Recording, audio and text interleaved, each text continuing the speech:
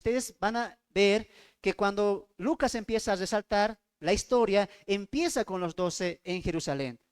Tras la caída de Judas, se levanta un hombre llamado Matías, quien suple el lugar del apóstol, perdón, del discípulo Judas, quien cayó por su transgresión, y comienza la predicación de los 12 discípulos que ya Jesús había estipulado que den fruto en Jerusalén, en Samaria y en Judea y hasta lo último de la tierra. Entonces, amados hermanos, Lucas como que hace un paréntesis, hace un alto a la predicación de los apóstoles, al ministerio del apóstol Pablo, y nos cuenta una historia, el relato del apóstol Saulo. Pero cuando vemos ya a Saulo en el capítulo 9, verso 31, 30 al 31, vemos que Saulo, ¿dónde se fue? A Tarso. Saulo se fue a Tarso, relegado de la comisión apostólica, ignorado, se fue a Tarso, lo enviaron allá y Saulo estuvo 8 años haciendo tienda, escuchando la voz de Dios, preparándose porque aunque Saulo no lo sabía, Dios sí lo sabía. Saulo iba a ser el apóstol a los gentiles, quien iba a conquistar 3 continentes. Entonces sigamos el relato y en la mente de Saulo, él no entendía lo que tenía que hacer. Él no entendía que iba a ser el apóstol, que iba a tener una gran revelación, que iba a escribir 13 cartas a la iglesia. Él no lo sabía. Es un proceso muchas veces, como aprendimos en el resumen de nuestro hermano Nelson. Entonces, amados hermanos, una cosa es evidente acá. Dios tiene un plan, Dios tiene un propósito para cada vida, para cada persona que está acá y que está en Cristo. Y muchas veces no vamos a entender el proceso. Nos toca vivir el proceso. Al final se entenderá como Saulo lo entendió. Entonces Saulo se queda en Tarso por casi 8 años que está ahí, exiliado, sin poder salir de ahí, aunque está predicando, está recibiendo la teología de Cristo mismo. Y el texto dice en el 31, entonces las iglesias tenían paz por toda Judea, Galilea y Samaria, y eran edificadas andando en el temor del Señor y se acrecentaban fortalecidas por el Espíritu Santo. Entonces hacemos cuentas. Pablo fue relegado y la iglesia está creciendo en temor, en sabiduría, etcétera. Para eso, ¿cuánto tiempo pasó? Anote, 6 años pasaron de tiempo de paz, sosiego, alegría, tranquilidad. Saulo había salido de la escena, había parado un poco lo que son las persecuciones, las disensiones que Saulo traía por su conversión, y dice casi 6 años de sosiego, alegría. Y el texto dice, crecía la iglesia, andaban en el temor del Señor y eran fortalecidas ¿por quién? Por el Espíritu Santo. 6 años de paz, años de tranquilidad. La iglesia crecía, se predicaba en Jerusalén, en Samaria, en el lugar de la tierra prometida. Aún no se estaba cumpliendo salir a todo el mundo. Entonces la iglesia está creciendo. Recuerden que cuando vimos el tema de por un paso por el desierto, Felipe era el personaje importante. Y cuando iba a Samaria, fue predicando el evangelio a la misma vez que volvía de Samaria. Entonces ya vemos pueblos y naciones ahí que ya estaban siendo predicadas, como Jope y como Lidia. Entonces, tras este año de tranquilidad, Pedro se dispone a ¿qué? Visitar a las iglesias, visitar a los santos. ¿En dónde?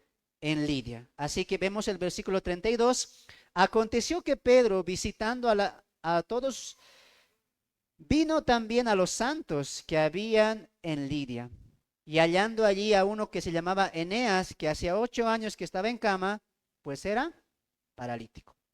Ahora, amados hermanos, otra vez Lucas en su relato está poniendo la importancia en Pedro. Saulo sale de la escena, otra vez la importancia en el apóstol central, el apóstol Pedro. Muy bien. Ahora, Pedro está cumpliendo lo que el Señor le dijo. ¿Se acuerdan lo que el Señor le dijo cuando Pedro le dijo, Pedro, ¿me amas? ¿Qué dijo Jesús? Pedro respondió sí. ¿Y qué dijo Jesús? Apacienta mis ovejas. Pedro, ¿me amas? Claro, tú sabes que te amo. Guía mis ovejas. Pedro tiene la tarea fundamental de poder guiar a la iglesia, a las ovejas que se iban a convertir después que Cristo iba a ascender. Por eso la primacía de Pedro es muy importante. Ahora Pedro está cumpliendo eso.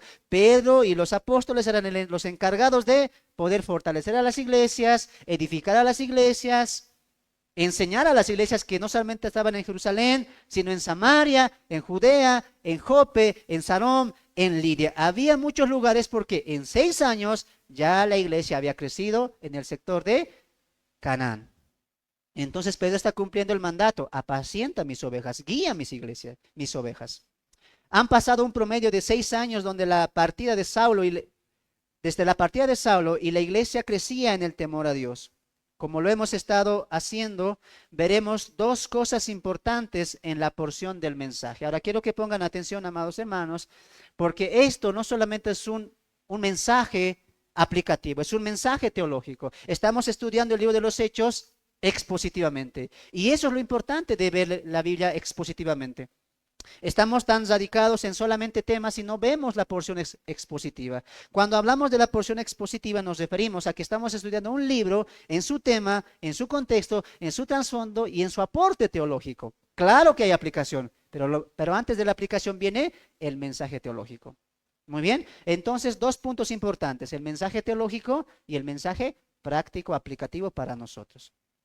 En el mensaje teológico, anoten, en el mensaje teológico que vamos a ver a continuación, en estas 2 escenas, Dios está confirmando la preeminencia de Pedro y la autoridad de los apóstoles. Repito, en el mensaje teológico, Dios está confirmando la preeminencia o la primacía de Pedro y la autoridad de los apóstoles.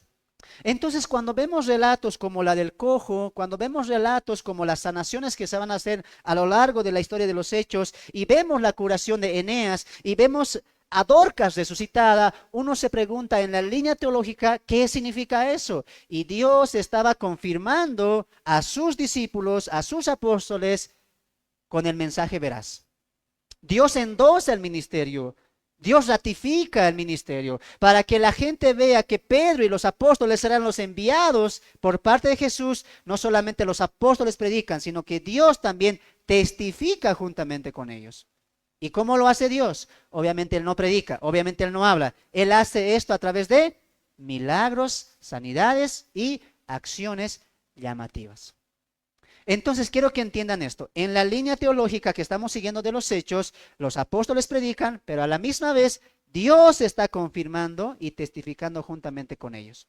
Abre tu Biblia en Hebreos capítulo 1. Abre tu Biblia en Hebreos capítulo 1. Hebreos capítulo 2, perdón. Hebreos capítulo 2, verso 4. Hebreos capítulo 2, verso 4. En el contexto del capítulo 1 y el capítulo 2 nos hablan del mensaje, de la palabra, ¿no? Y el capítulo 2, verso 4, el autor a los Hebreos va a decir cómo es que Dios testificaba, apoyaba el mensaje de los 12. Capítulo 2, verso 4, testificando Dios juntamente con ellos, ¿cómo lo hacía? Con señales y prodigios y diversos milagros y el repartimiento del Espíritu Santo. Entonces, cuando Dorcas es resucitada, cuando Eneas es sanado, ¿quién está haciendo esa obra? Dios. Y Dios está testificando, mira, Pedro es el encargado de llevar el evangelio, pero Dios ratifica su primacía con señales, prodigios, milagrosos. Hoy en día se puede hacer eso.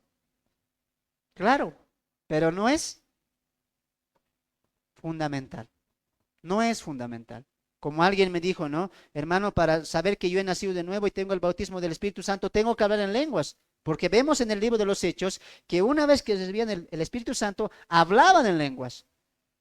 Y eso no es algo fundamental, es un libro transicional. No te está contando, no te está diciendo, haz así, te está contando cómo se está pasando de los judíos a los gentiles, de la teología judía a la teología cristiana.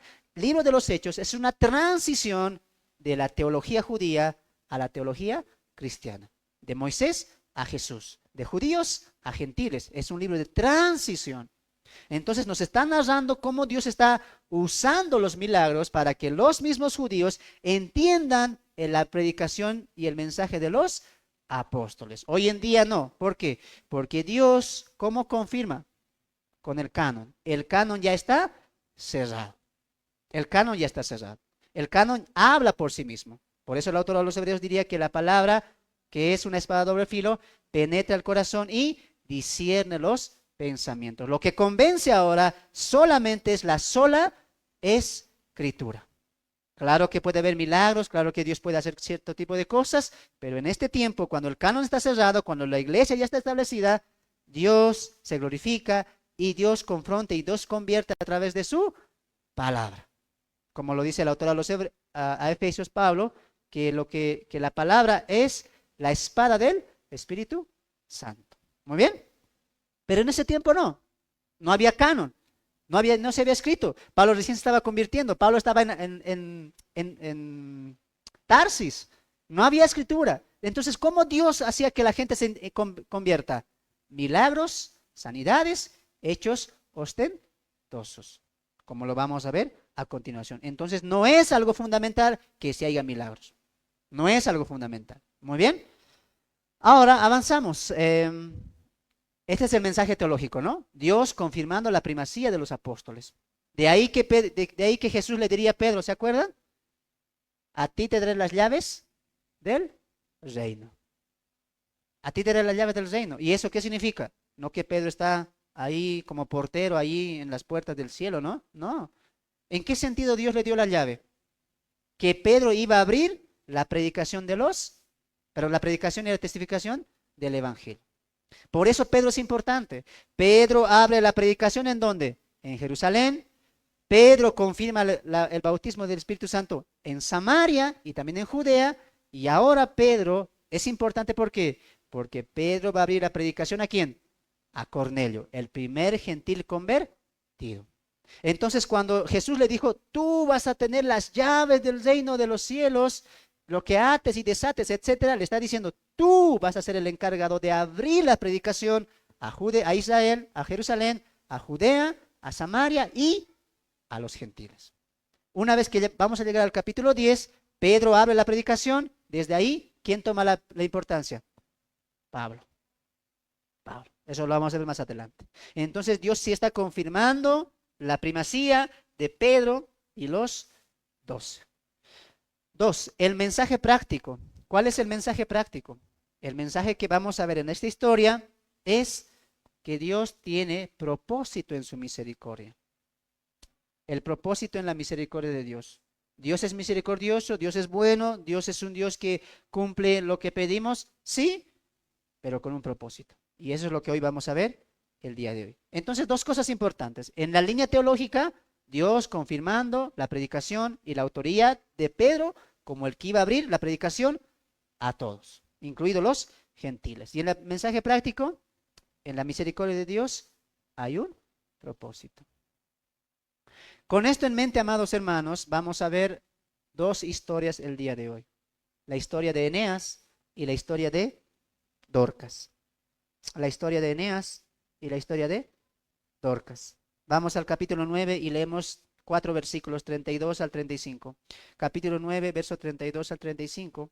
Aconteció que Pedro, visitando a todos, vino también a los santos que habitaba en Lidia, y halló allí a uno que se llamaba Eneas, que hacía 8 años que estaba en cama, pues era paralítico, y le dijo Pedro, Eneas, Jesucristo te sana, levántate, haz tu cama. Y enseguida se levantó y le vieron todos los que habitaban en Lidia y en Sarón, los cuales, subraya eso, se convirtieron al Señor. En esta historia aprendemos que Dios no promete la felicidad, la abundancia para los creyentes. Vemos el caso de este hombre llamado Eneas y el texto nos dice que Pedro fue a visitar a los santos, a los creyentes, a los que habían conocido al Señor.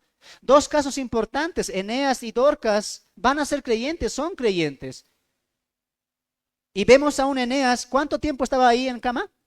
8 años. 8 años en cama. Y vemos a una Dorca con una vida ejemplar, una mujer tan virtuosa que a la final se enferma y muere. Esta es una evidencia clara, amados hermanos, que lo que Dios promete nunca es bienestar económico, nunca es felicidad humana, jamás. Esa es una promesa que nosotros queremos, pero que en la mente de Dios no es primordial. Tenemos ahí aquí un creyente 8 años enfermo, en cama. Y la pregunta es, pero ¿por qué si es creyente, por qué no se sanó? ¿Por qué Dios no lo ungió con su sangre, no le dio algo bueno? ¿Por qué Pedro no fue antes a sanar a este hombre? 8 años en cama. Y una verdad se muestra acá. Los creyentes, los cristianos, podemos padecer enfermedades, tristezas, aflicciones, incluso la muerte. Dios nunca prometió una felicidad material, humana. No.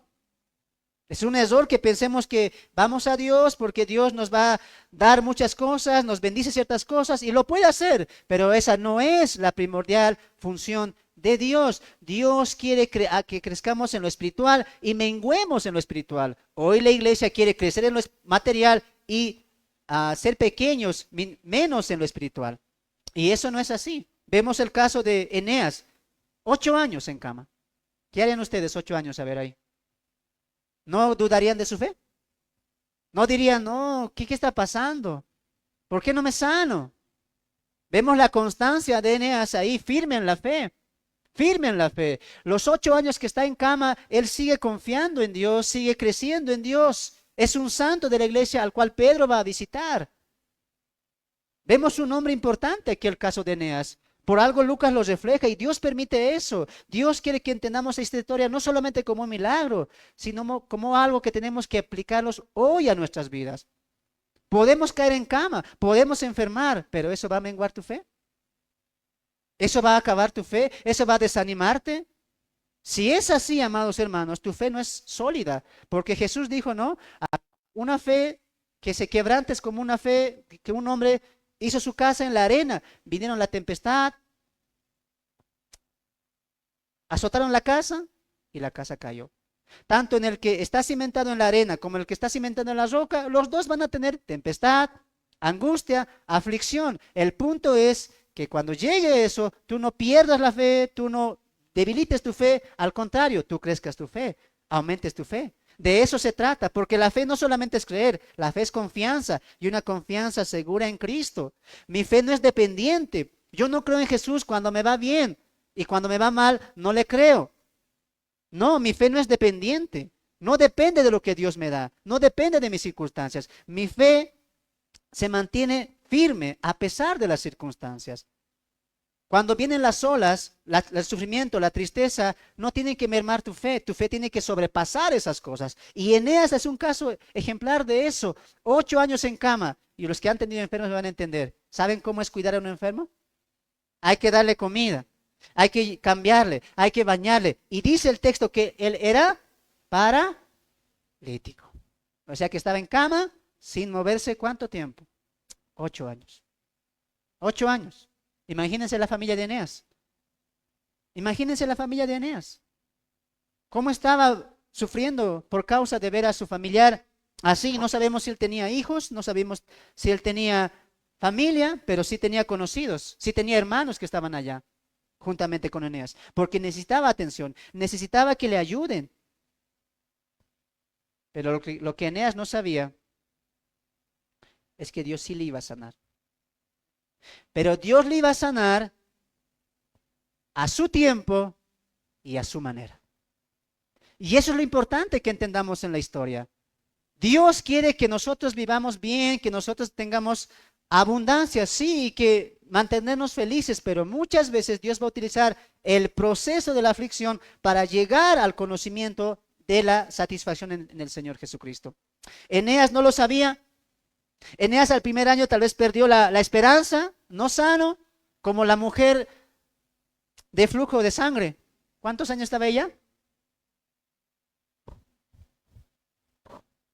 ¿Se acuerdan? Eso. Y dice el texto que ella vendió todo, ¿no? Vendió todo para curarse, pero nunca se curó.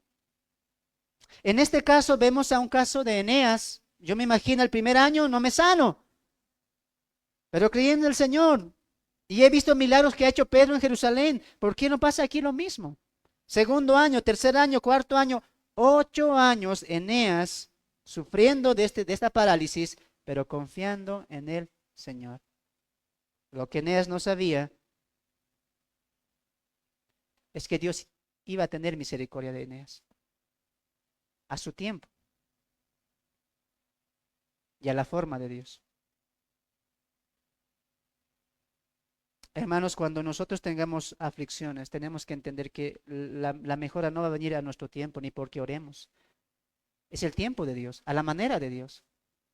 ¿Quién sabe que Dios quiere que pasemos esto 2 años, 3 años, 4 años? ¿Quién sabe, amados hermanos, que lo que tú estás pasando ahora, Dios tenga un plan y sí te va a restaurar, pero es a tu tiempo, cuando realmente lo necesites, cuando estés preparado para asumir la misericordia de Dios, que tiene un propósito y siempre va a ser para su gloria. Y lo vamos a ver.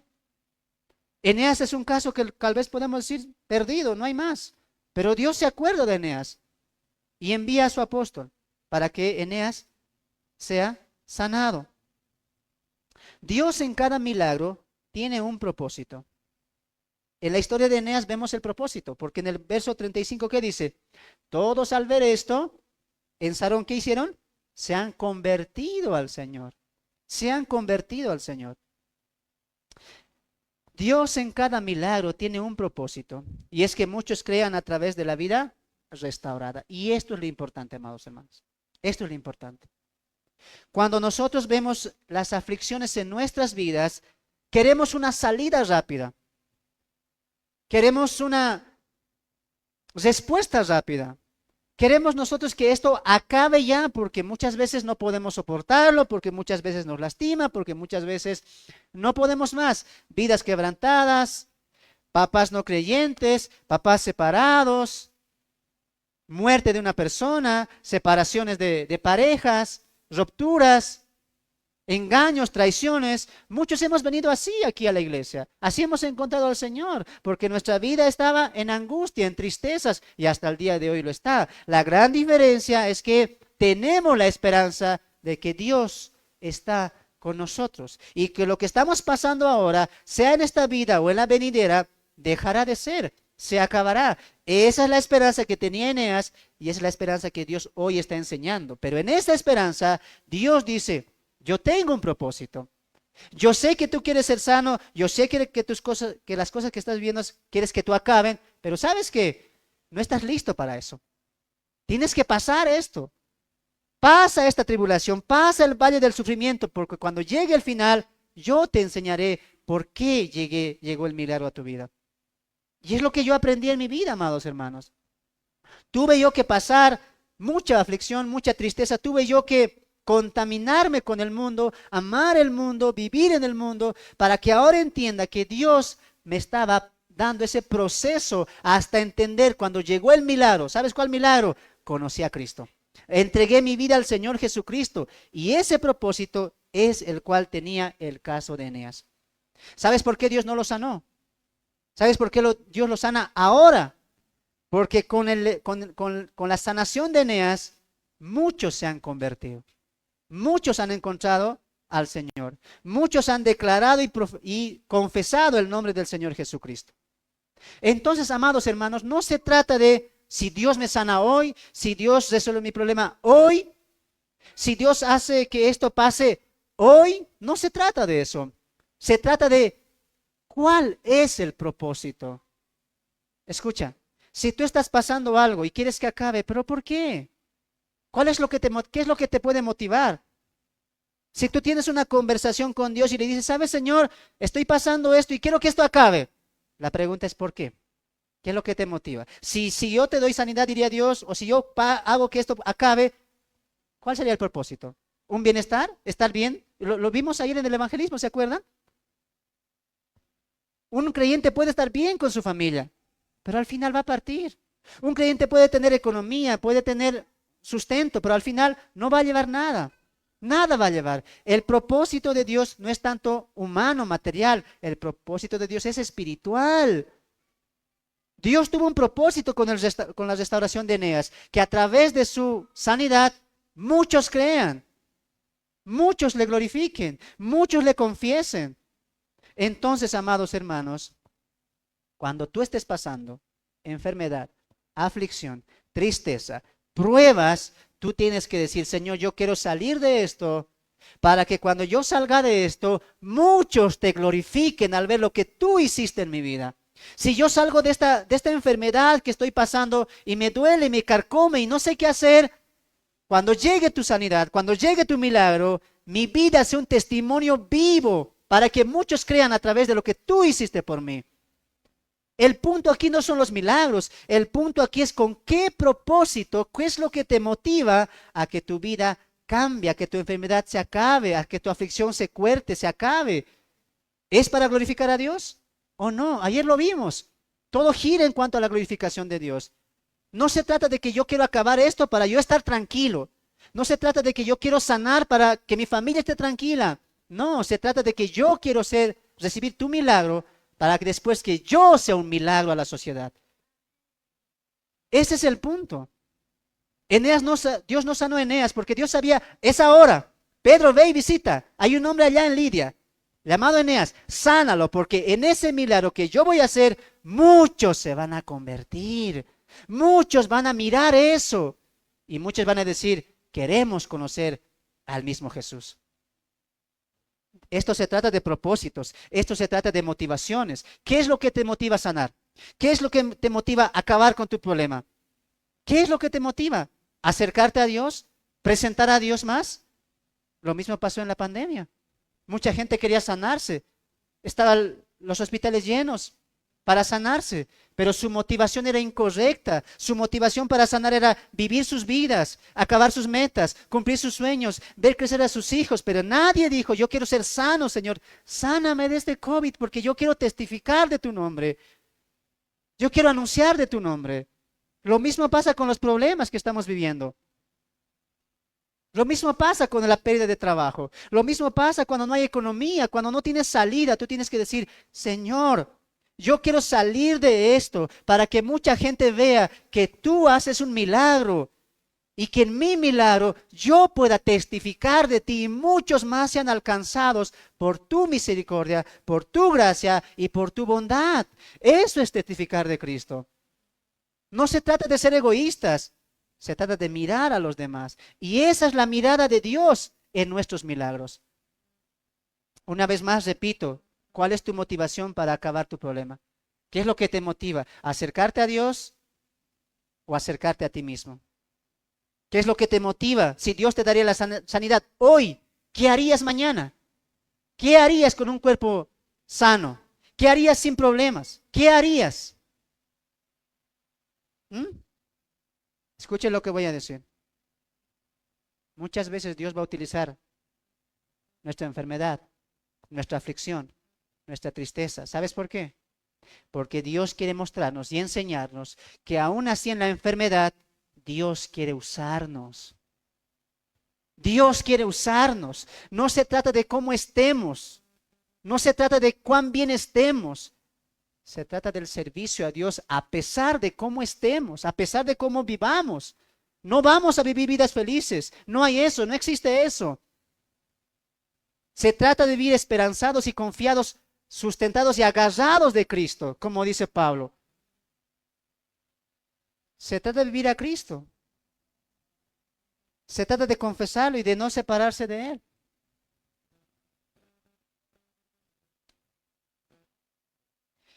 Abre tu Biblia en Lucas capítulo 17 y vamos a ver algo que Dios hace con 10 leprosos. Y algo que yo quiero que aprendas en este punto de Eneas, que fue importante también para la teología y también para la vida práctica. Lucas capítulo 17, verso 11 al verso 18, un caso de milagro en el cual Jesús lo hace a 10 leprosos. Y quiero que leamos el texto, Lucas capítulo 17, verso 11 al verso 18. Y pon atención al relato.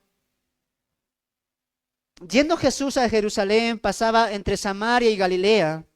Y al entrar en una aldea, le salieron al encuentro 10 hombres leprosos, los cuales se pararon de lejos y alzaron la voz diciendo: Jesús, Maestro, ten misericordia de nosotros. Cuando él les vio, les dijo: Id, mostraos a los sacerdotes. Ya Jesús los había sanado a los 10. Y aconteció que mientras fueron limpiados, fueron limpiados. Entonces uno de ellos, viendo que había sido sanado, volvió glorificando a Dios. a gran voz, y se postró y postró su rostro en tierra a sus pies, rogándole gracias, dándole gracias. Y este era samaritano. Respondiendo Jesús dijo, ¿no son 10 los que fueron limpiados juntamente contigo? ¿Y dónde están los 9? ¿Dónde están? 18, no hubo quien volviese y diese gloria a Dios sino este extranjero. El caso de Eneas es un caso que todos vamos a pasar. Hoy lo hemos pasado antes o lo vamos a pasar. Las aflicciones van a llegar, la enfermedad va a llegar, la vejez va a llegar, la pérdida económica va a llegar. Lo quieras o no, va a llegar a tu vida. Va a llegar la aflicción. Pero Dios es un Dios de misericordia y de bondad que se compadece en nosotros. Somos muchas veces como estos 10 leprosos y vamos a Jesús y decimos, Maestro, ten misericordia de mí. Maestro, ten piedad de mí. ¿No ves que estoy pasando esto? Me duele lo que estoy viviendo, lo que estoy sintiendo ahora. No sé qué hacer. Maestro, ten misericordia de mí. Y cuando Dios ve un corazón así, Dios actúa con misericordia. No se trata del corazón de Dios, se trata del corazón del hombre. Porque ¿qué pasó? Los 10 leprosos fueron sanados y los 9 ¿qué hicieron? Mientras ellos iban caminando, dice, somos sanos. Teníamos lepra por mucho tiempo y Jesús nos sanó, el Maestro nos sanó. Y 9, ¿sabes qué hacen? 9 dicen, ¿sabes qué? Ahora que estoy sano, voy a acabar la casita. Ahora que estoy sano, voy a acabar lo que tenía pensado hacer. Ahora que estoy sano, puedo buscar trabajo. Y los 9, ¿qué hacen? Después de la sanidad, vuelven a la vida cotidiana, al pensamiento humano, al propósito material. Pero de los 9, uno ¿qué hace? Uno dice, alto, alto, soy sano, recibí un milagro, tengo que volver. Y cuando vuelve, ¿qué hace? Se postra de rodillas, su cara en el suelo. ¿Y qué dice? Gloria sea al Señor, alabado sea tu nombre, Jesús. Gracias porque me has sanado, quiero seguirte, ¿qué debo hacer? Jesús dice, ¿y dónde están los otros? Tú solamente viniste. Bueno, porque yo entendí quién eres tú. Yo entendí el propósito del milagro. Yo entendí la motivación que ahora entiendo, que ahora vivo. Y eso es el corazón de los milagros que Dios hace. No se trata del corazón de Dios, se trata de cómo está tu corazón, hermanos. Y eso es porque a veces Dios no nos da la sanidad. ¿Sabes por qué? Porque Dios sabe que si tu problema se acaba, que si tu enfermedad mengua, tú vas a volver a lo mismo que estabas antes. Y Dios no quiere eso. Por eso muchas veces Dios prefiere permanecerte enfermo para que esa enfermedad te haga mirar a Cristo.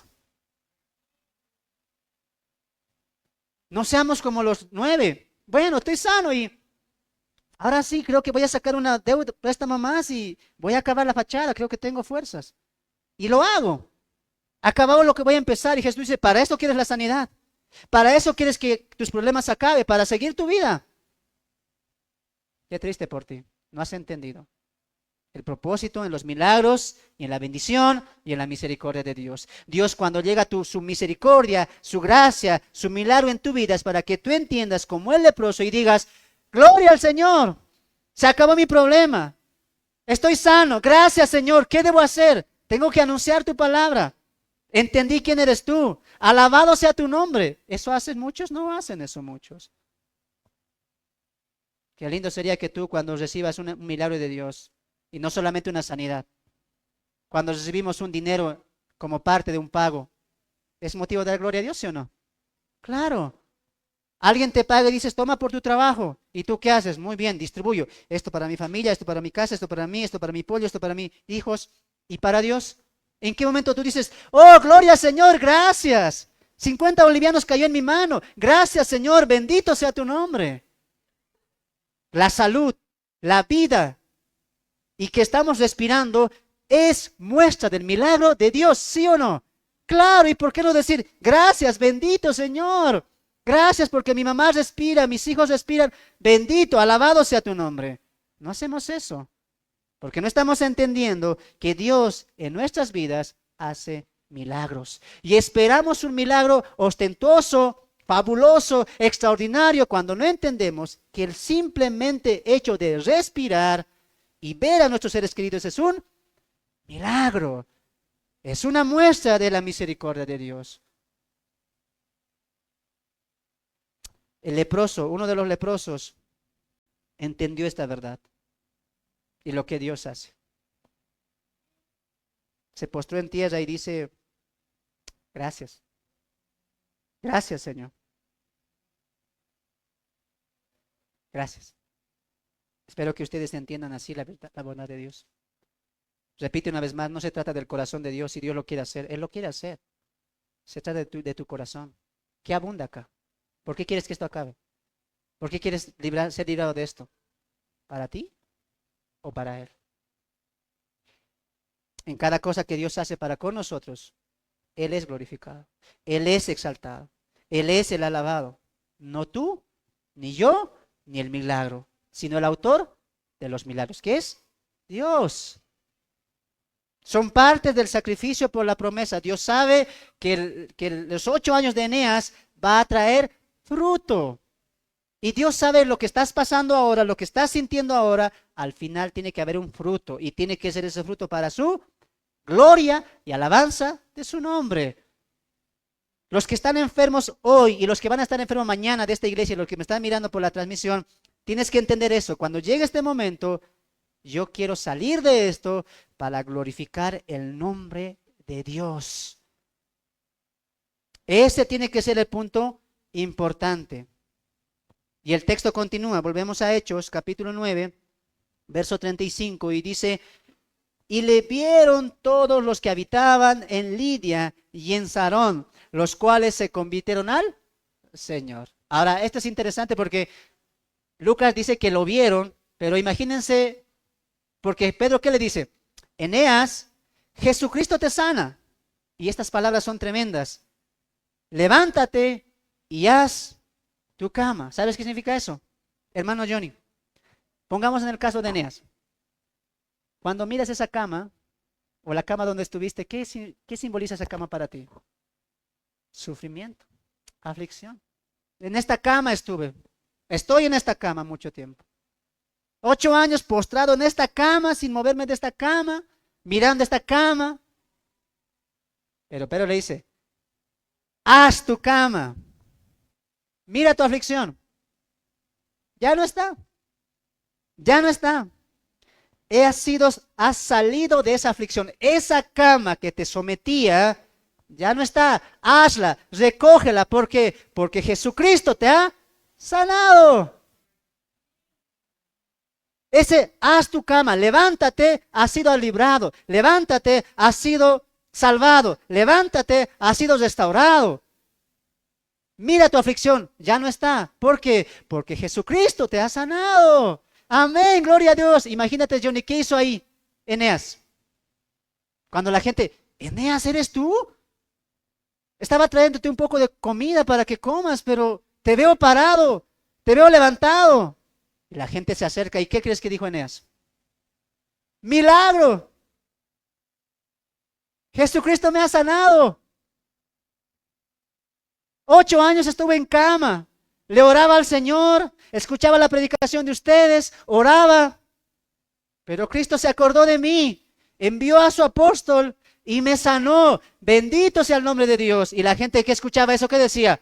Amén, gloria a Dios. ¿Quién es ese Jesús? Quiero aprender de Jesús, quiero conocer al Jesús que te sanó. Este es el propósito importante de los milagros, que Jesús sea conocido, no tú, ni el milagro, Cristo sea conocido. El texto dice, y viéndole todos, no solamente Lidia, Sarón se ha convertido. Dios tiene un propósito en nuestros milagros. Y si el propósito es tu bienestar, Dios no lo va a hacer. Si el propósito es la gloria de Él, Él sí lo va a hacer. ¿Con qué corazón y con qué propósito quieres que todo acabe? ¿Para ti o para Él? ¿Cómo está tu corazón en la aflicción? Yo siempre he dicho eso. Si tú me sanas, gloria a Dios. Si tú haces algo, es gloria a Dios. Todo lo que tengo ahora y lo que estoy haciendo ahora en el ministerio virtual, los viajes que tenemos planeados, gloria a Él. Él lo está haciendo. No soy yo, es Él, es su palabra, es su predicación, es su iglesia, es su pueblo.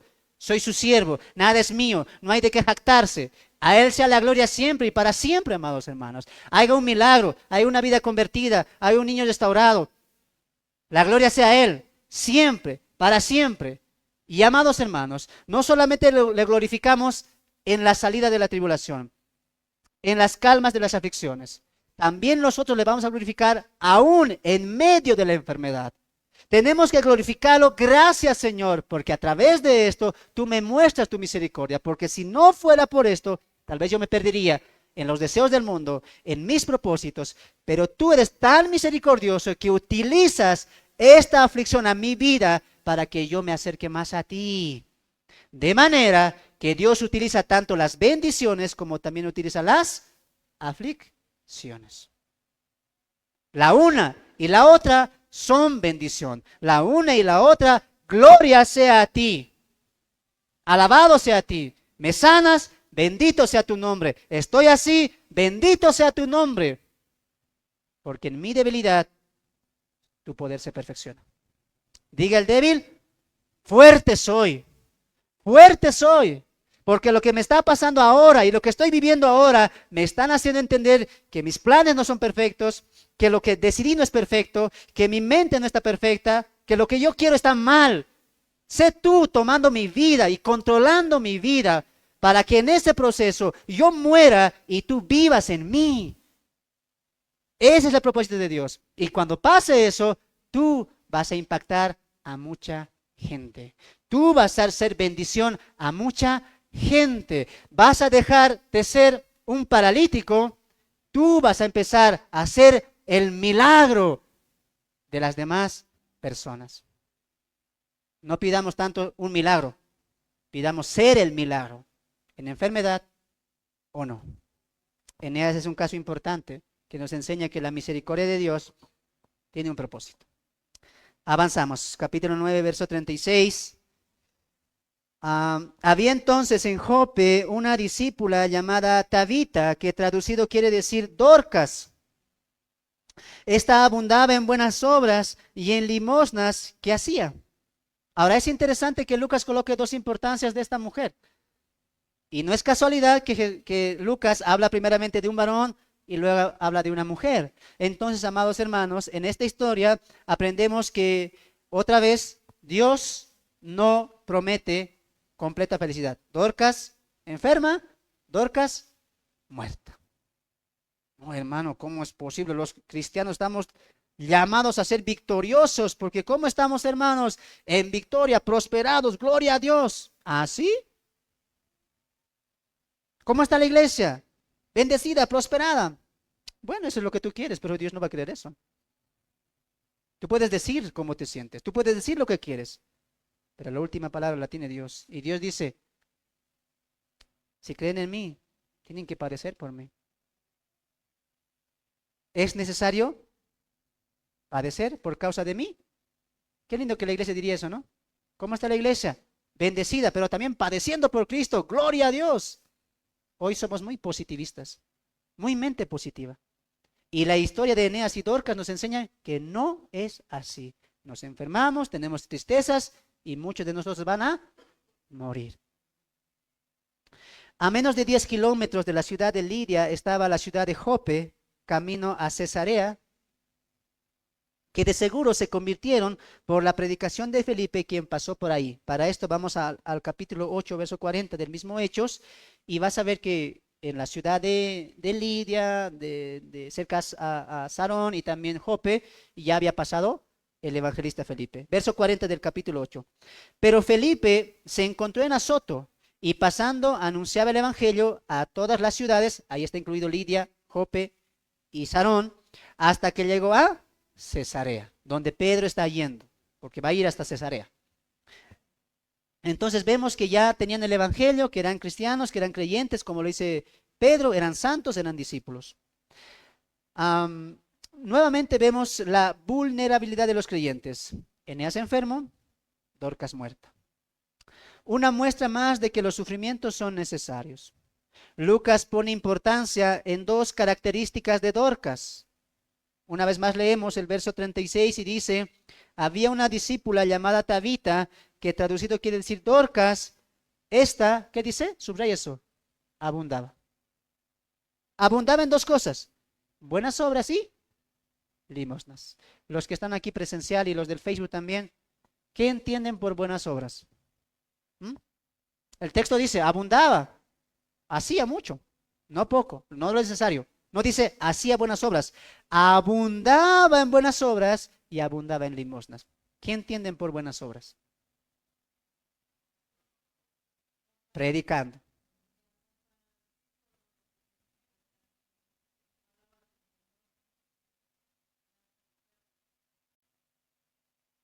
¿Qué más? ¿Nunca han hecho buenas obras ustedes?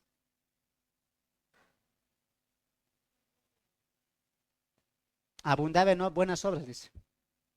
¿Mm? Ayudar, ¿qué más? Orar. Las buenas obras, amados hermanos, nos habla de dos cosas importantes: nuestra conducta, nuestro carácter y nuestro estilo de vida. Cuando Lucas dice, Dorcas abundaba en buenas obras, habla de su estilo de vida, cómo ella vivía, cuál era su carácter, cuál era su conducta. Y en ese marco, ella, ¿qué hacía? Buenas obras. Ahora, la iglesia está llamada a buenas obras. Abre tu Biblia en Efesios capítulo 2:10. Efesios capítulo 2:10. Vamos a entender un poquito a qué se refiere y qué es lo que Dorcas hacía, o Tabita hacía. Efesios capítulo 2, verso 10, y esto es a lo que estamos llamados todos, no solamente Tabita, sino todos. Efesios capítulo 2, verso 10, y dice el texto de la siguiente manera: porque somos hechura suya, creados en Cristo Jesús para buenas. ¿Para qué nos ha creado? Otra vez, ¿para qué? Para buenas obras, las cuales Dios preparó de antemano para que anduviésemos en ellas. Entonces, andar en buenas obras es algo que solamente tenía que ser las mujeres o solamente Tabita. No, es algo en los cuales todos tenemos que sobreabundar. Tito capítulo 2, verso 14. Tito capítulo 2, verso 14. Nuevamente el apóstol Pablo instando a Tito para que pueda guiar y pastorear las iglesias, le dice lo siguiente, Tito capítulo 2, verso 14, hablando de la muerte de Cristo y el propósito, dice, quien se dio a sí mismo por nosotros para redimirnos de toda iniquidad y purificar para sí un pueblo propio, celoso de buenas obras. Una vez más, la Biblia confirma que nuestro propósito como conducta, como estilo de vida es hacer buenas obras. Ahora nos vamos a 2 Timoteo, 1 Timoteo, capítulo 2, verso 10. 1 Timoteo, capítulo 2, verso 10. El texto dice lo siguiente, 1 Timoteo, capítulo 10, verso 10. Hablando ya a las mujeres, netamente dice, sino con buenas obras, vamos a leer desde el 9, asimismo que las mujeres se atavien de ropa decorosa, con pudor y modestia, no con peinados ostentosos, ni oro, ni perlas, ni vestidos costosos, sino con buenas obras. Y esto es lo que era Dorcas. Lo que adornaba a Dorcas, lo que resaltaba a Dorcas, ¿qué era? Sus buenas obras. Dorcas, anote, es el ejemplo de una mujer virtuosa. Dorcas es el ejemplo de una mujer virtuosa que habla a Salomón en su Proverbio 31, que vamos a tocar un poquito también acerca de eso. Ahora, lo que motivaba a Dorcas para hacer acciones justas, obras buenas, tener un carácter amable, bondadoso, era que Dorcas había recibido y entendido el amor de Dios que habitaba en ella, cumpliendo el segundo mandamiento más importante: amarás a tu prójimo como a ti mismo. Entonces, amados hermanos, Dorcas es un ejemplo de una mujer virtuosa.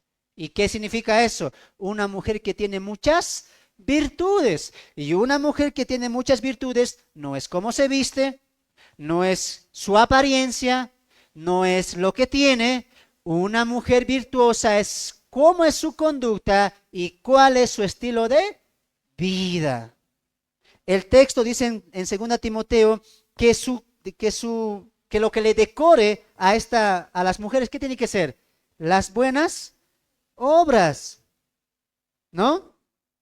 Las buenas obras. Como corresponde a mujeres que profesan piedad. ¿Qué entienden por piedad?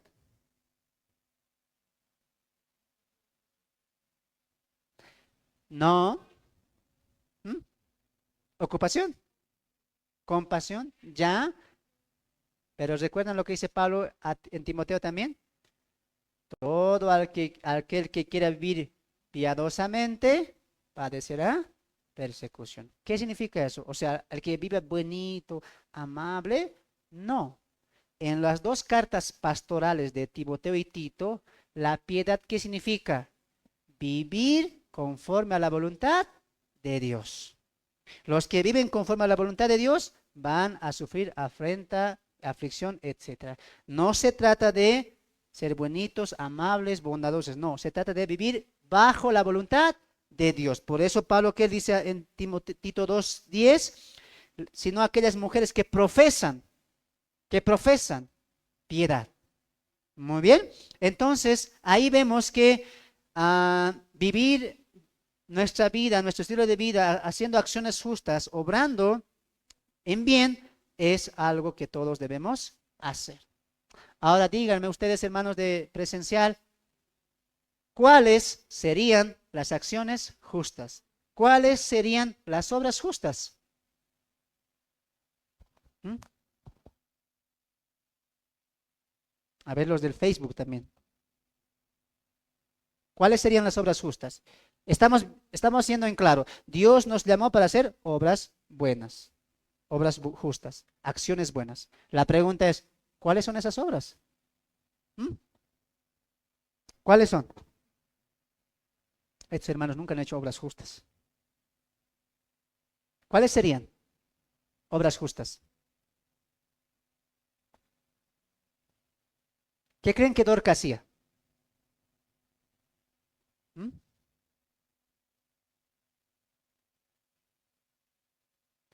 Dorcas hacía muchas obras justas como una mujer virtuosa en favor al prójimo. Un ejemplo de eso, abre tu Biblia en 2 Timoteo o 1 Timoteo capítulo 5, 1 Timoteo capítulo 5, verso 10.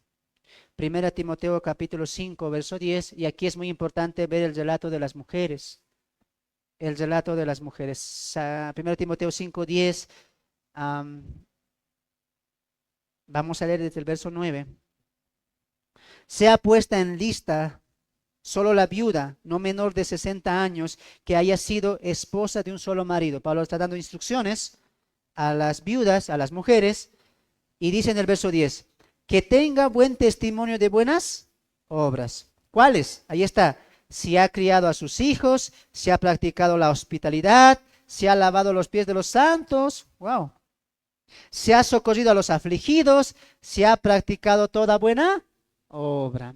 Entonces, Dorcas o Tabita era una mujer que practicaba la amabilidad. A Dorcas le decías, Dorcas, ¿me prestas 100 pesos? Dorcas, ¿qué decía? Claro, toma.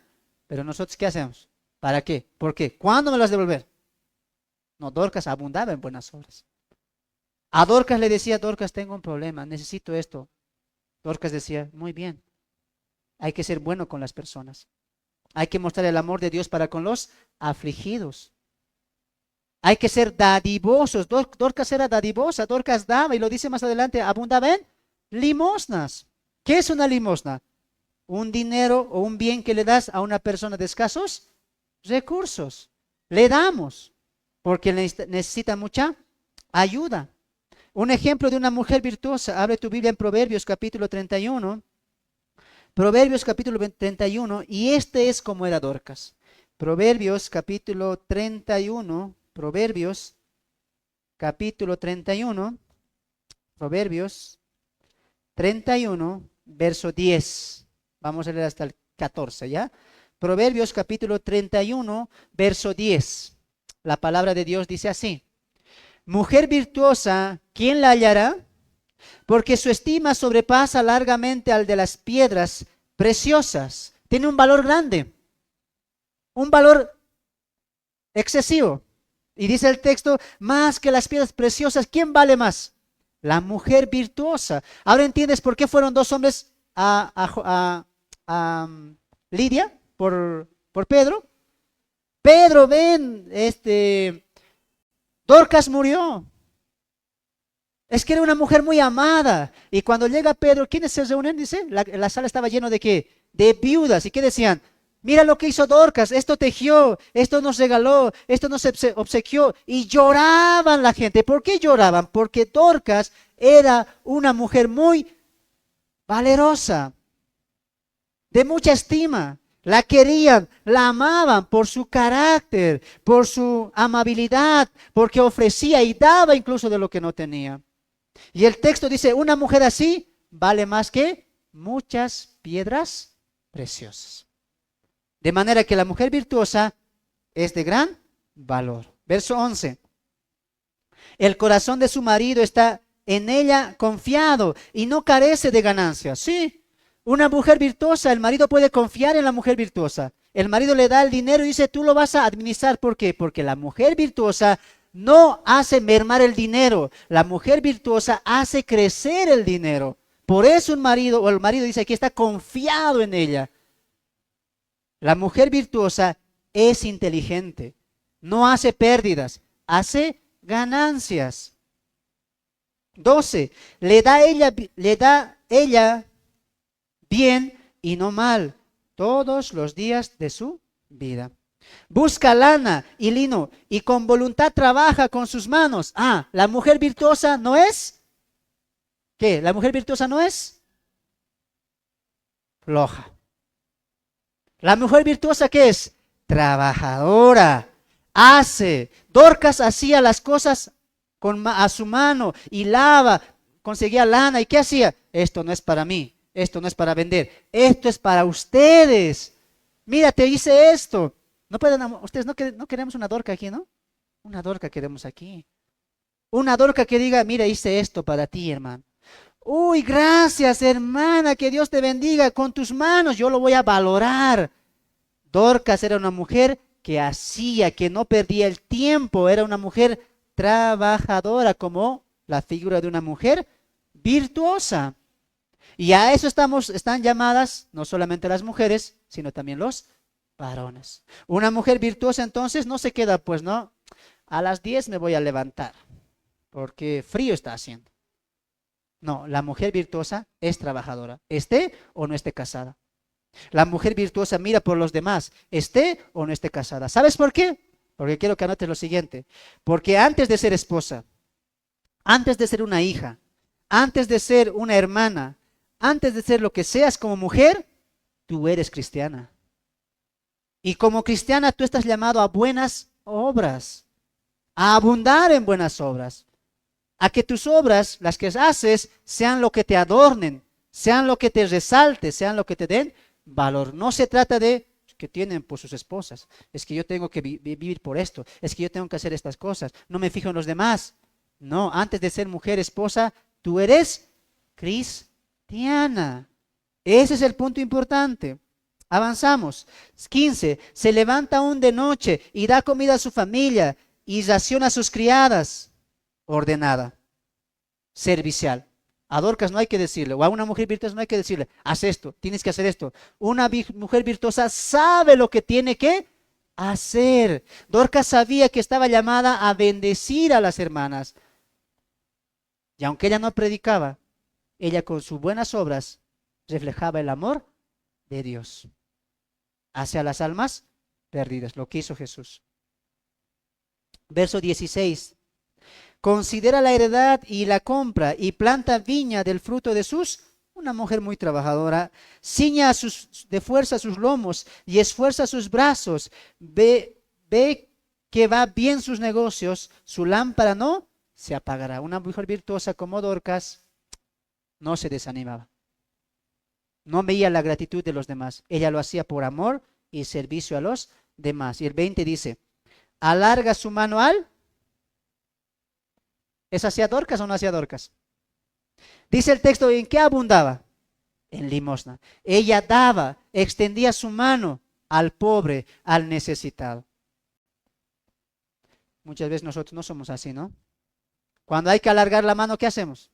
No, aquí lo metemos, ¿no? Y cuando hay que dar, billetes esto, moneda tengo que dar. Así damos.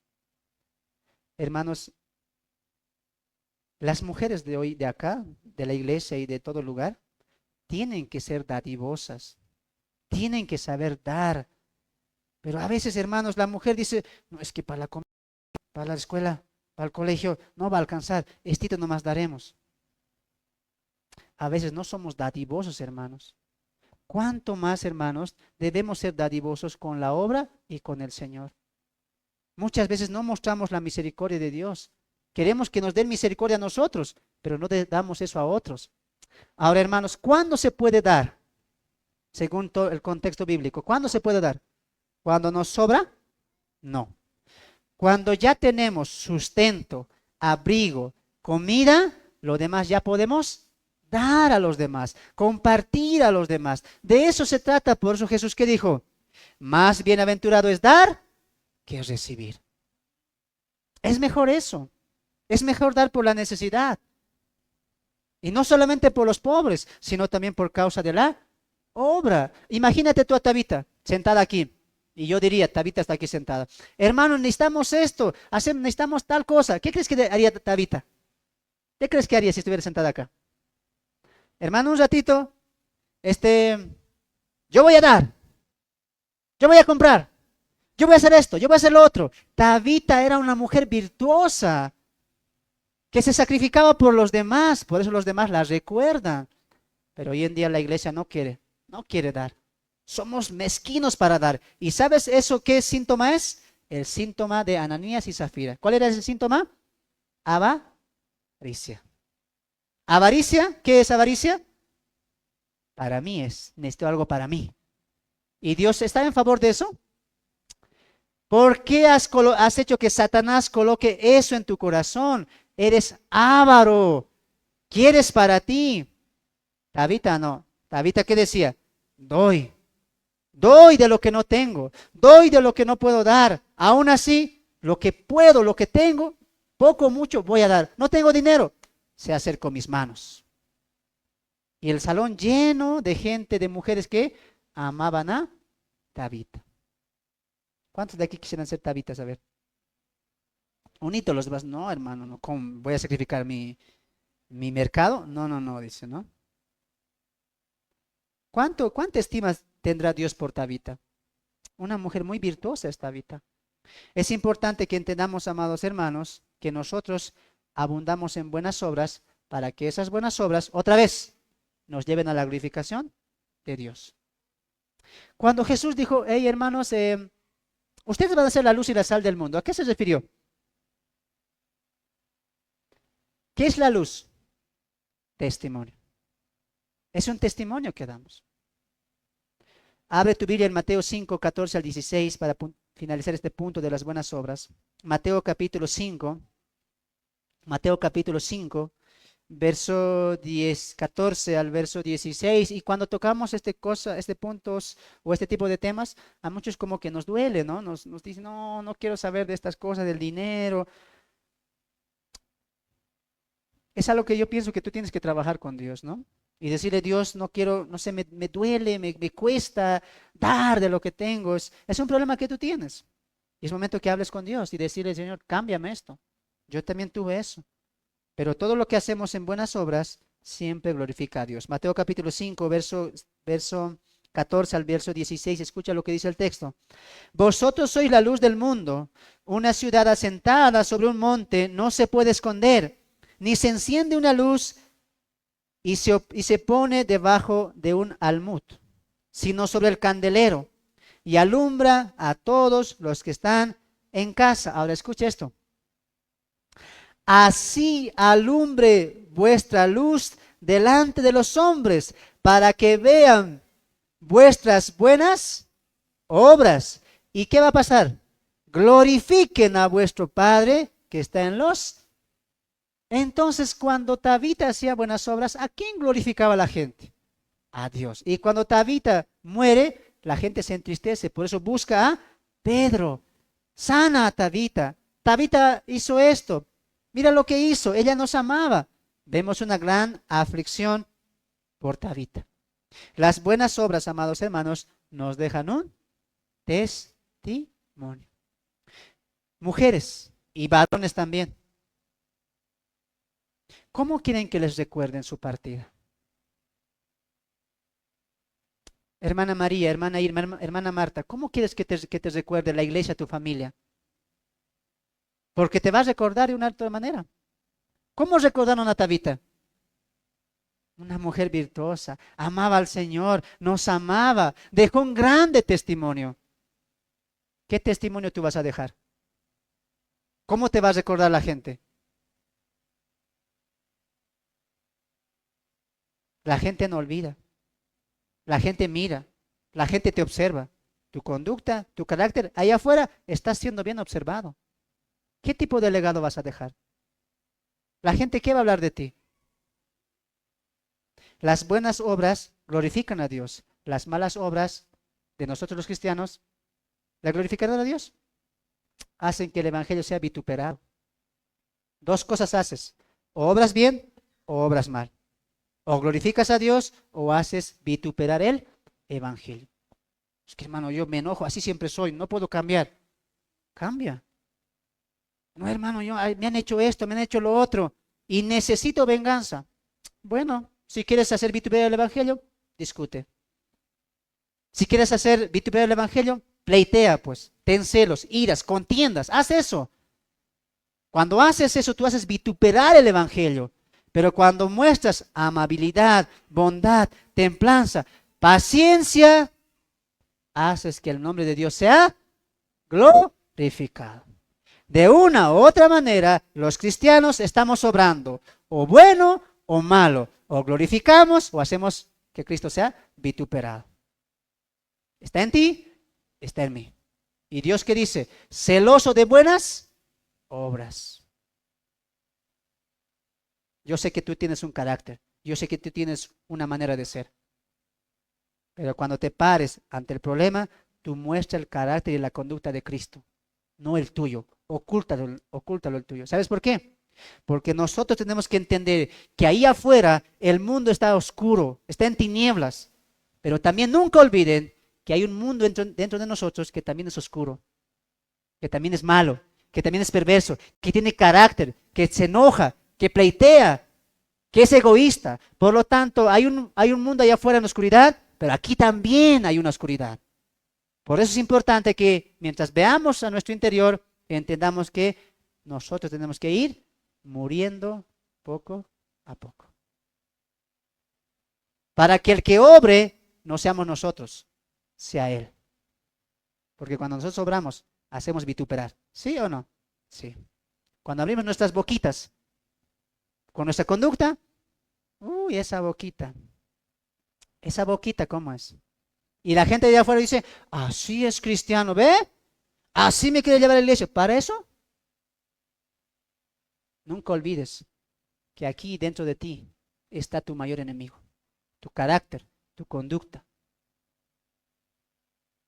Es importante que seamos llenos del Espíritu Santo, como Dorcas. Apuntemos a ser mujeres virtuosas, mujeres de oración, mujeres que se entregan al servicio y digan, Señor, voy a estar aquí, pero que en esta vida la gente me conozca por lo que tú estás haciendo en mí, no por lo que yo estoy haciendo acá. No es importante eso. Lo importante es lo que Él hace en mí. ¿Sabes por qué? Porque Dios primeramente hace la obra en nosotros y después hace la obra a través de nosotros. No te quedes en el primero. Dios hizo la obra en mí, me salvó, me amó. Ahora Dios dice, y quiero hacer lo segundo. ¿Y qué segundo? Quiero glorificarme a través de ti. Ya me glorifiqué en ti. Ahora es a través de ti, a las demás personas. Y Jesús dice, cuando la gente vea que ustedes hagan buenas obras, ¿qué va a hacer la gente? Interesante. ¿Quién es Jesús? ¿A qué iglesia vas? Quiero aprender también, tú cambiaste mucho. ¿Cómo se hace eso? Bueno, no soy yo, es Cristo. Te lo presento. Ven. Hay maneras, hay actitudes, hay formas. Va a depender mucho de ti. ¿Ya? Segunda parte del Hechos capítulo 20, capítulo 9, verso 37. Y aconteció que en aquellos días enfermó y murió. Después de lavada la pusieron en una sala, y como Lidia estaba cerca de Jope, eran ciudades cercas, a los discípulos, oyendo que Pedro estaba allí, y sin duda oyeron de la sanación de Eneas, sin duda oyeron eso. Le enviaron 2 hombres a rogarle: no tardes en venir. ¿A quién? A nosotros. No tardes en venir a nosotros. Levantándole entonces, Pedro fue con ellos, y cuando llegó le llevaron a la sala, donde les rodearon todas las viudas, llorando y mostrando las túnicas y los vestidos que Dorcas hacía cuando estaba con ella. Una mujer muy, pero muy virtuosa, que daba hasta donde no tenía. Entonces, amados hermanos, dice el texto, continúa y dice: y él, dándole la mano, le levantó, 40. Entonces, sacando a todos, Pedro se puso de rodillas y lloró. Y volviéndose al cuerpo dijo: Tabita, levántate. Y ella abrió los ojos, y al ver a Pedro se incorporó. Y él, dándole la mano, le levantó. Entonces, llamando a los santos y a las viudas, la presentó. ¿Cómo reaccionarían ustedes, hermanos? ¿Cómo reaccionarían ustedes? Velando, ¿no? A nuestro difunto, a nuestra persona que partió. Y de repente, un momento salgan, por favor. ¿Ya? Pedro, ¿qué hace? Ora al Señor, se inclina al Señor y dice: ahora sí pueden entrar. Dorcas ha resucitado. Lo que Dios hace cuando tiene un corazón de fe, un corazón. Sin duda, Dorcas fue una pieza clave en Jope también. Amados hermanos, vamos a ver Primera Pedro, capítulo 8, verso 9, y va a seguir la hilación de lo que estamos viendo también. Los cristianos estamos llamados a bendecir a los demás, y hacemos eso a través de nuestras buenas obras, mostrando al Señor Jesucristo, y a la misma vez dando bendiciones materiales y, como dice Dorcas, limosnas, ¿no? Que esto va a contar mucho para las acciones justas de los santos. Primera Pedro, capítulo 8. Primera Pedro, capítulo 8, no, creo que no hay 8, ¿no? 5 entonces, Primera Pedro, capítulo 5, ahorita voy al texto, ¿ya? Primera Pedro, a ver, seguida les digo, Primera Pedro, ahí estamos, Primera Pedro,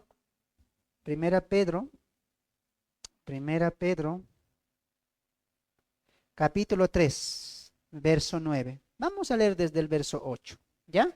Esta es una exhortación a vivir una buena conciencia. Primera Pedro capítulo 3, verso 8. Finalmente, sed todos de un mismo sentir, compasivos, amándoos fraternalmente, misericordiosos, amigables. ¿Cómo tenemos que ser? Misericordiosos. ¿A mí? Dios nos da permiso. Dios, es que un ratito me voy a discutir. Es que merece, pues. Se pasa así. ¿Dice eso el texto? No, no hagan eso. ¿Qué dice? Sean fraternales, misericordiosos, amigables. Mira lo que dice: no devolviendo mal por mal, ni maldición por maldición, sino al contrario, bendiciendo, sabiendo que fuisteis llamados para que heredaseis bendición. Hermano, cuando alguien te hace daño, ¿qué tienes que hacer tú? Te voy a bendecir, hermano. Ven. Bendícele. ¿Cómo bendecimos? Mostrando paciencia, mostrando al Señor. El texto que dice: el mal, ¿contra quién con qué debemos pagar el mal? Sí, con el bien. ¿Y con qué no debemos pagar? Con el mal. No debemos pagar. Al contrario, ¿qué dice? Bendigan, dice. Hermana Marta, ¿te imaginas eso? Alguien te hace daño, alguien te hace mal, alguien te pone una carga o te hace daño. ¿El texto qué te dice? Hey, hija Marta, no digas nada contra esa persona. ¿Qué dice? Bendícele. Porque a bendición estamos llamados. Ahora entiendes por qué decimos, que Dios te bendiga, que Dios te bendiga. ¿Cómo es posible que digas el jueves a las 3 de la tarde, que Dios te bendiga, y el viernes ya te has peleado? No, no, no, ya no tienes bendición tú. Haces esto, eres malo. Te enojas. Sacas tu, no sé, ¿cómo decimos aquí en Bolivia? Sacas tu indio. Todo le dices. Y el texto que dice, no hagas eso, estás pagando mal con mal. Si alguien te hace te hace un daño, te hace un mal, no digas, bueno, esta persona se merece, es una mala persona, no digas eso. El texto que dice, que Dios te bendiga porque tú necesitas de Cristo, necesitas salvación. Entonces, ¿para qué hay un cambio? Pues para ser iracundos, para enojarse, para maldecir, para decir cosas. Entonces no hay un cambio en nuestras vidas. Estamos llamados a un cambio en nuestras vidas, a mostrar un carácter distinto, a no ser pagar mal con mal, sino bendición. Estamos llamados a bendecir. Y la bendición no depende de la persona. La bendición no depende de la circunstancia. La bendición depende de porque aquel que nos dio una bendición nos llama a ser bendición. Entonces ya no vamos a pelear, ¿no ven? Dense la mano entonces, ya no van a pelear, sean amigables. Te doy la mano, díganle. Te perdono. Pero hermano, ¿cómo le voy a perdonar? No se merece, me ha hecho mucho daño. No puedo perdonarle. Que él se perdone, que ella se perdone. Y yo no. ¿Estaré bien esa actitud? No puedo perdonar, me ha hecho mucho daño. ¿Sabes, hermano? Tal vez esa persona te ha hecho mucho daño. Y de verdad se merezca tal vez que tú seas frío, que seas fría, que seas indiferente. Tal vez. Pero la pregunta es, ¿te lo mereces tú? ¿Mereces tú vivir con amargura? ¿Con rencor? ¿Te mereces eso? ¿Dios querrá eso? No se trata de lo que merezca la persona, si cuán malo fue, si te hizo daño. ¿Te mereces tú vivir con eso aquí en tu corazón? ¿Acaso no dijo Jesús, mi paz os dejo, mi paz os doy? ¿Te mereces tú vivir con ese afán? Que le vaya mal, que le pase esto. No, ¿para qué? Vive tu vida con una conciencia tranquila, en paz, porque más adelante, ¿qué dice Pedro?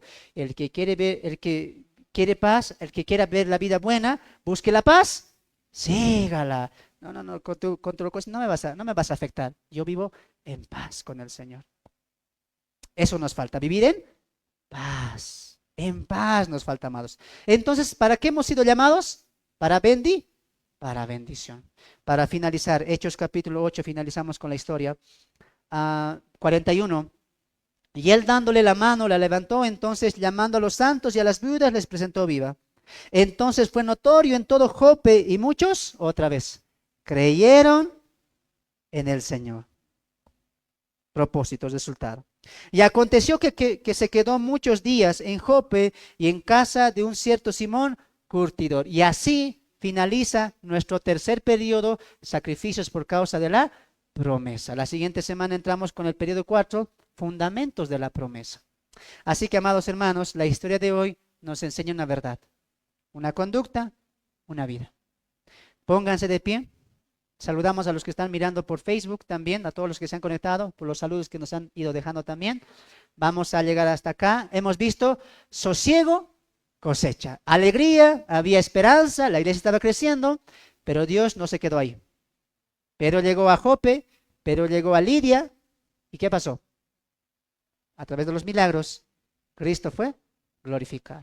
Una vez más repito, ¿cuál es tu propósito? ¿Cuál es tu meta? ¿Cuál es tu motivación para salir de tu problema? ¿Eres tú o es Él?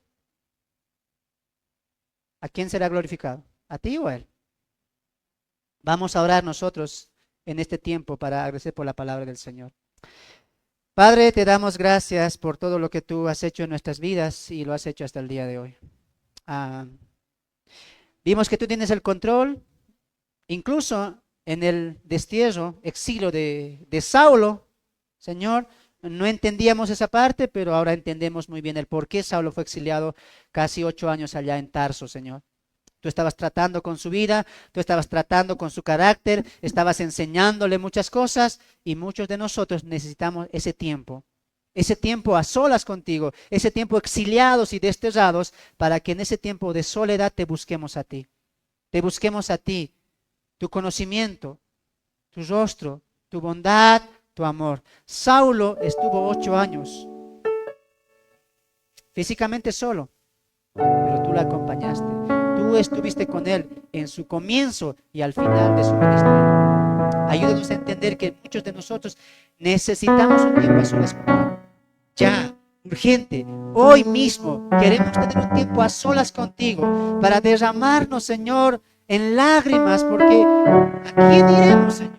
¿Dónde iremos? Solamente tú tienes palabras de vida eterna. ¿Dónde puedo recurrir? ¿A una entidad? ¿A una autoridad? ¿A una familia, Señor? La familia no está. Un día puede estar al día siguiente no. La autoridad puede ayudarme como también tú lo puedes hacer. Por eso recurro hoy a ti, Señor, para que seas tú quien me ayude en este problema, en esta situación. Es un tiempo a solas que yo quiero tener contigo para que tú entiendas que yo necesito más de ti. Para que yo entienda, Señor, que no hay nada, que no hay nadie que pueda ayudarme más que tú. Señor, te quiero un tiempo no solamente para rasgar nuestras vestiduras y enseñarte nuestros problemas, sino para mostrarte el más grande problema que yo tengo, que tenemos, y es que necesitamos más de ti. Gracias porque siempre has preservado a la iglesia, siempre has guardado a la iglesia, la primitiva, la que estaba antes de nosotros, la que estamos ahora y la que vendrá. Tú la guardas, tú la proteges, tú la sustentas. Siempre ha sido así y siempre seguirá siendo así. Tú tienes el control porque tú eres el soberano, eterno y gran Dios de la iglesia. No hay duda de que tú vas a hacer prosperar tus planes. Lo hiciste con ellos, lo harás también con nosotros.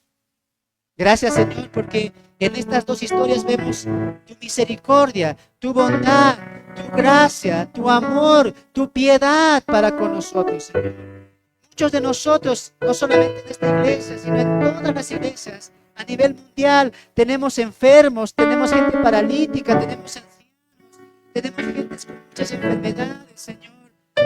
Porque también somos vulnerables a eso, Señor. Hay cristianos que están enfermos por muchos años, paralíticos, Señor. Hay cristianos que han muerto, que han partido a tu presencia por distintas enfermedades. Pastores, diáconos, ancianos, niños han partido en este camino, Señor. Y eso es una muestra, Señor, que hay una potestad superior, que hay un mundo superior, que hay un estado superior, y es el estado espiritual más que el material. Señor, gracias porque muchas veces tú has traído sanidad a nuestras vidas. Cuando estábamos a punto de partir, cuando el aliento iba a dejar de ser, tú nos has dado, Señor, una extensión de vida más. Muchos de los que estamos aquí hemos visto y también hemos disfrutado de milagros, Señor, tuyos, en nuestras vidas, en otros, Señor. Milagros que tú has traído a nuestras vidas, Señor. Muchos tal vez no teníamos que estar acá. Muchos tal vez, Señor, no teníamos que estar viendo este mundo el día de hoy. Pero tú, Señor, nos has dado la vida, el respirar, el caminar, la salud, Señor. Gracias, Padre. Gracias porque eso es una muestra más de tu misericordia. Muchas veces no lo sabemos valorar. Queremos ser como aquel leproso que entendió, que comprendió quién le había sanado y quién era aquel que le sanó. Jesucristo, el que restaura vidas, el que cambia vidas, el que sana, el que liberta, el que da la paz. Por eso ensalzamos el nombre de Jesucristo. Gracias sea a Él porque estamos libres. Gracias sea a Él porque estamos muchos disfrutando de esta vida, Señor. No queremos quejarnos más de lo que hemos pasado, de lo que tenemos, de lo que estamos viviendo ahora. Es el momento de ser agradecidos, porque si hay, Señor, vida en nuestro ser, porque si aún respiramos, hay esperanza, tenemos consuelo, podemos tener paz. Y eso es lo que buscamos en ti, Señor. Esa paz que tú nos das. Esa esperanza que tú, Señor, transmites es la que nosotros queremos abrazar. Gracias, Señor. De igual manera también queremos nosotros pedirte perdón, Señor, porque no somos como Tabita, no somos, Señor, de sobreabundar en buenas acciones, tampoco sobreabundamos en limosnas, Señor, en las necesidades de otros. Y es porque muchas veces, Señor, somos egoístas. Nos miramos a nosotros mismos. Lo primordial es nuestra familia, que nuestros hijos coman. No miramos a los demás. Y hasta a veces ya no oramos, Señor, por los demás. Hoy, Señor, te pido una vez más que esta iglesia pueda proveer también a los necesitados. Con nuestro sector, Señor, de poder recoger alimentos secos, Señor. Para que cuando veamos un necesitado, Señor, podamos darle, Señor. Que la iglesia también abunde en buenas obras, Señor. Y que mis hermanos también lo hagan. Muchas veces no estamos satisfechos con lo que tenemos. Algo más siempre queremos, Señor. Cuando estamos llamados al servicio, a dar de las bendiciones que tú nos das. Señor, perdónanos por ser tan egoístas y por mirar por nosotros mismos antes que por los demás, no teniendo así la mente de Cristo. Queremos tener ese mismo sentir, no mirando por nosotros mismos, sino mirando hacia los demás. Este fue el sentir de Cristo, mi Maestro, nuestro Señor. Él miraba por los demás, dejó su trono, dejó su majestad allá en las alturas y se encarnó y se humilló y dio su vida por rescate a muchos. Él no escatimó recursos, Señor. Muchas veces nosotros sí lo hacemos. Perdónanos, Señor. Queremos que cuando tú vengas o cuando nosotros partamos a tu presencia, seamos llenos de buenas obras, llenos de caridad, de amor, de bondad. Que el mundo, que las personas, que nuestros familiares, que nuestra iglesia nos recuerde como cristianos y cristianas de buenas obras que reflejaban el carácter de Cristo. Y si en algún momento hemos hecho vituperar el Evangelio por nuestras palabras, por nuestras acciones, perdónanos, Señor. Si a veces hemos cerrado el corazón a dar, perdóname, Señor. Perdóname, Señor. Señor, cámbiame. Cámbiame, Señor. Necesitamos mucho aprender a dar, a ser dadivosos. Nos falta mucho, Señor. Que esta iglesia crezca en amor, ser amigables, misericordiosos. Permite que la iglesia pueda cambiar el pensamiento que muchos tenemos. Ser muy egoístas y ahora mirar por los demás. Gracias, Señor, por lo que tú nos has dado el día de hoy. Y hoy, Padre amado, no es momento para pedirte milagros. Tú sabes que lo necesitamos. Tú sabes que necesitamos salir de lo que estamos pasando. De salir, Señor, de la aflicción que tenemos. Necesitamos nosotros, Señor, un milagro. Y tú lo sabes. Pero eso lo dejamos en tu voluntad, a tu tiempo, a tu manera, como fue el caso de Eneas, Señor. Tal vez necesitamos padecer 8 años, 5 años, 2 años, meses tenemos que padecer lo que estamos padeciendo. Pero al final tú te darás consuelo, porque siempre, siempre, Señor, después de una tormenta viene la calma, Señor. Ayúdanos a poder soportar y permanecer firmes nuestra fe, sin dudar, atravesando el valle del sufrimiento. Será en esta vida o será en la venidera, Señor, pero tú harás que todo lo que estamos viviendo, pasando y sintiendo hoy, deje de ser. Porque todo lo viejo pasará y todo será hecho nuevo, dice tu palabra, Señor. Gracias, Señor. Si traes un milagro a mi vida, amén. Si quieres sanarme de esta enfermedad, amén. Si quieres traer un milagro a mi vida, porque tú sabes que lo necesito y es el tiempo y es el momento, amén. Pero hoy te pido, Señor, yo quiero ser un milagro. Yo quiero ser un milagro a mi comunidad, a mi familia, a mi iglesia, Señor. Yo quiero ser un milagro que refleje el más grande amor que tú me has dado. Me has dado a tu Hijo Jesús. Me has dado, Señor, esa sangre vertida en la cruz, por el cual puedo ser llamado tu Hijo y puedo llamarte Padre mío.